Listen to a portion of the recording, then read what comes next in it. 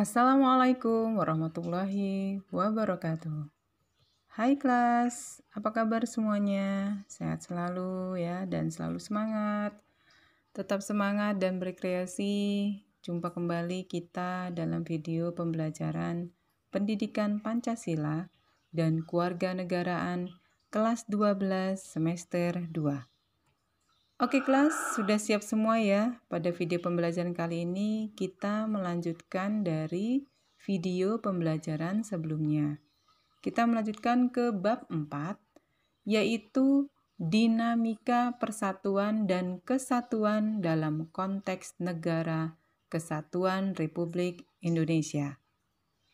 Oke kelas, akhirnya Anda telah sampai pada materi pembelajaran bab terakhir di kelas 12. Tentunya, pengalaman belajar Anda sudah makin lengkap setelah mempelajari 3 bab sebelumnya.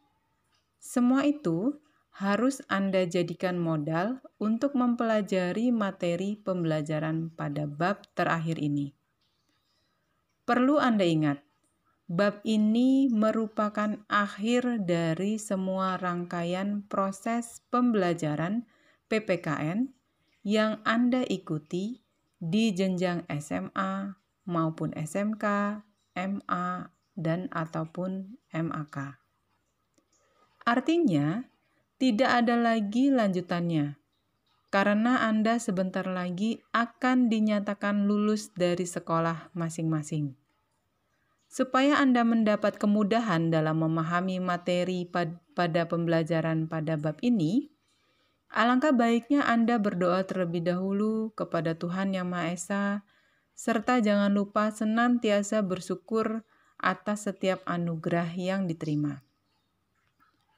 Oke kelas, pada bab ini Anda akan diajak untuk menelusuri dinamika persatuan dan kesatuan di Indonesia.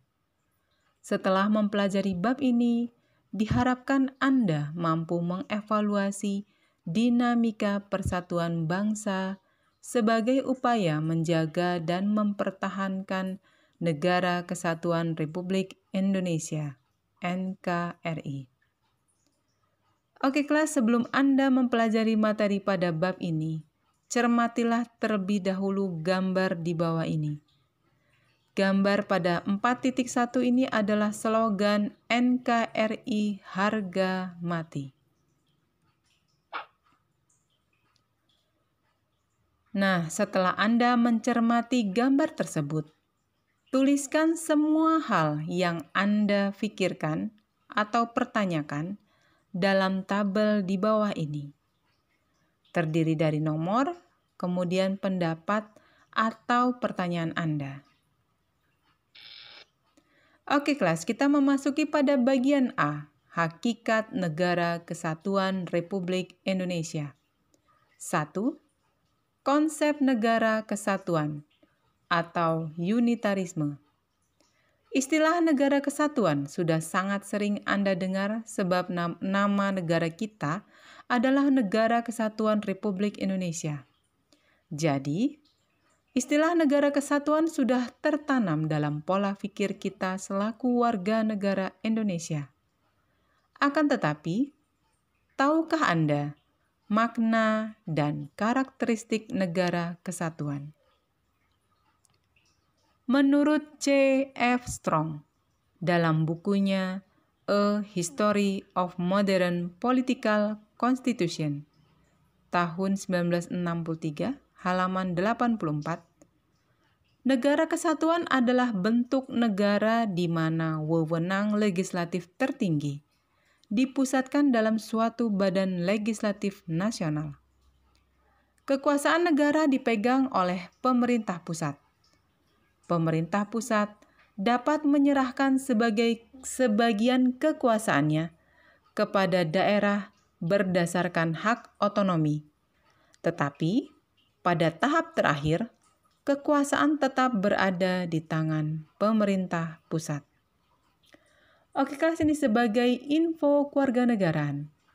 Negara kesatuan sering juga disebut sebagai negara unitaris, unity, yaitu negara tunggal atau satu negara yang monosentris, berpusat satu, terdiri hanya satu negara, satu pemerintahan, satu kepala negara, satu badan legislatif yang berlaku bagi seluruh wilayah negara. Hakikat negara kesatuan yang sesungguhnya adalah kedaulatan tidak terbagi-bagi, baik keluar maupun ke dalam, dan kekuasaan pemerintah pusat tidak dibatasi. Pendapat C. F. Strong tersebut dapat dimaknai bahwa negara kesatuan adalah negara bersusun tunggal, yakni kekuasaan untuk mengatur seluruh daerahnya ada di tangan pemerintah pusat. Pemerintah pusat memegang kedaulatan sepenuhnya, baik ke dalam maupun keluar. Hubungan antara pemerintah pusat dengan rakyat dan daerahnya dapat dijalankan secara langsung. Dalam negara kesatuan hanya ada satu konstitusi, satu kepala negara, satu dewan menteri atau kabinet, dan satu parlemen. Demikian pula dengan pemerintahan, yaitu pemerintah pusatlah yang memegang wewenang tertinggi dalam segala aspek pemerintahan. Negara kesatuan mempunyai dua sistem, yaitu sentralisasi dan desentralisasi.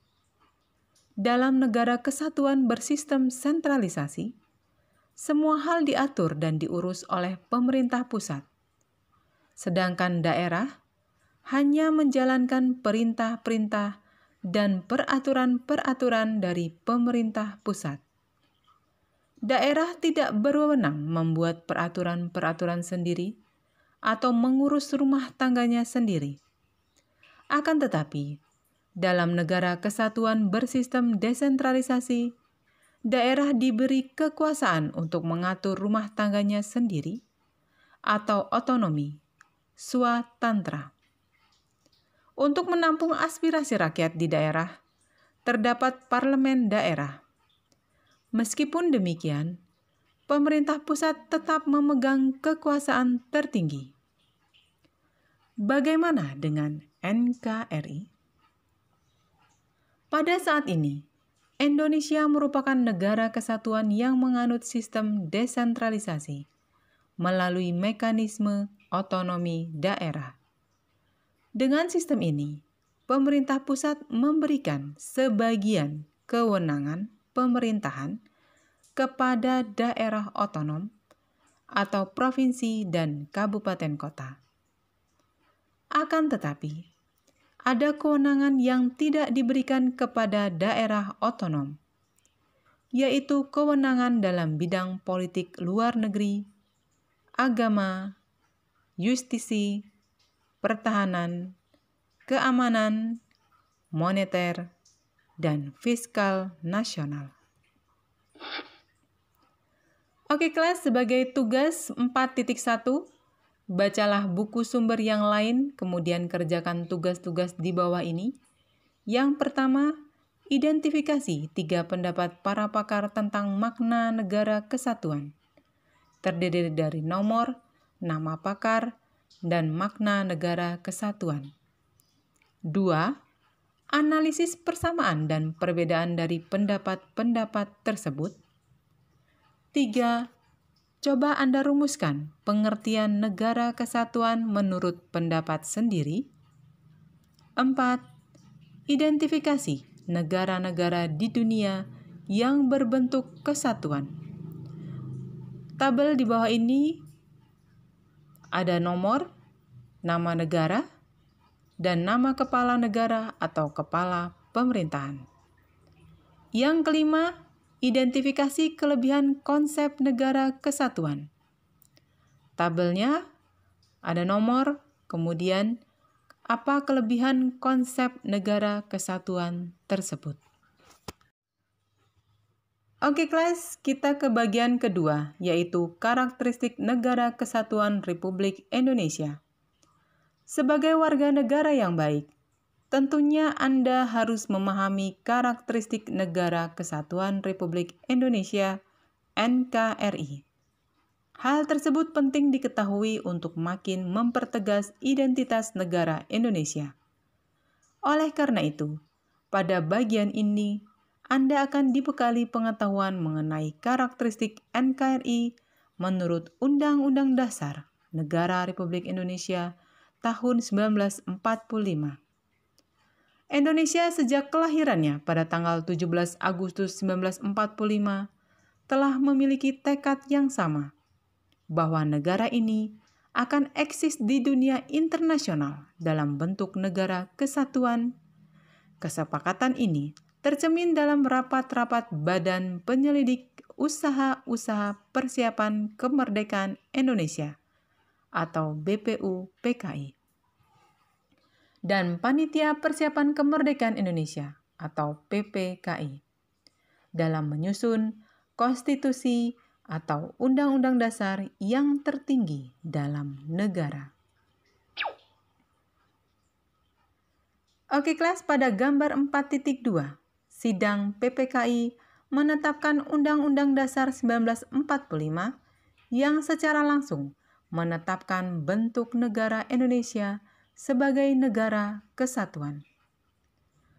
Supomo dalam sidang BPU-PKI menghendaki bentuk negara kesatuan sejalan dengan paham negara integralistik yang melihat bangsa sebagai suatu organisme.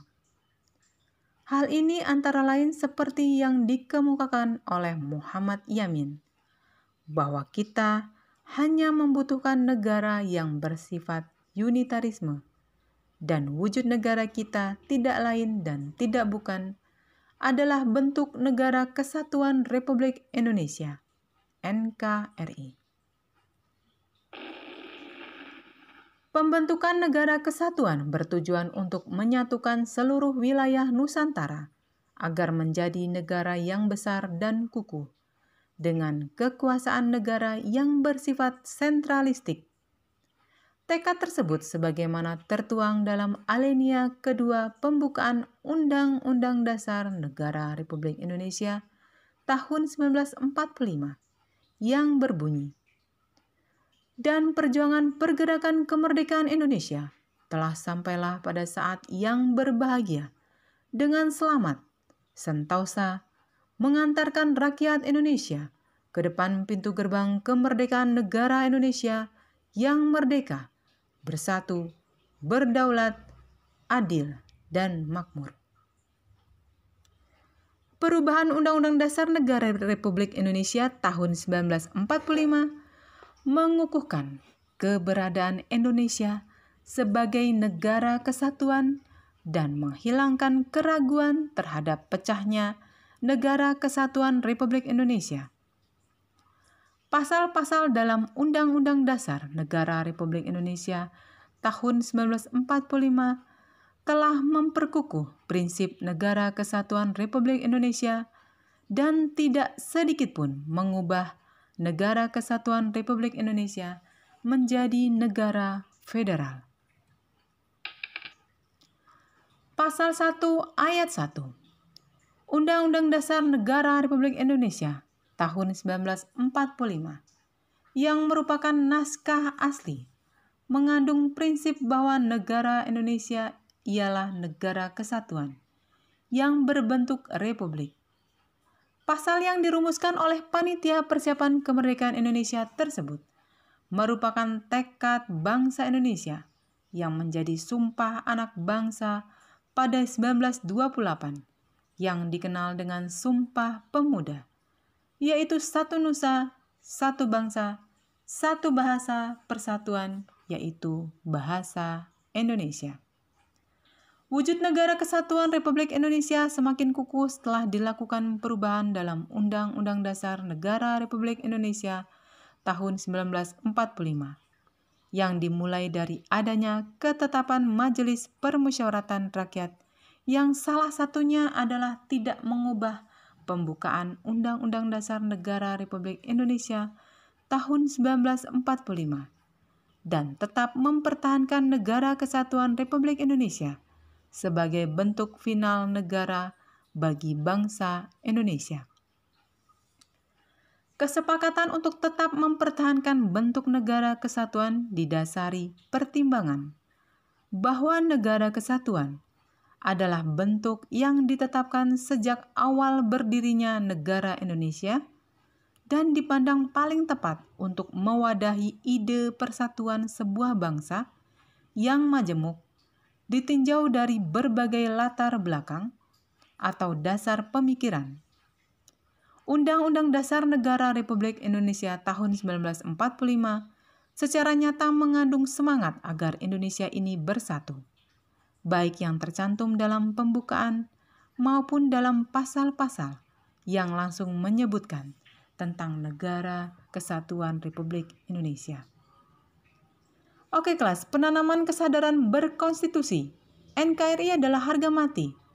Pernyataan tersebut mengandung makna yang sangat dalam.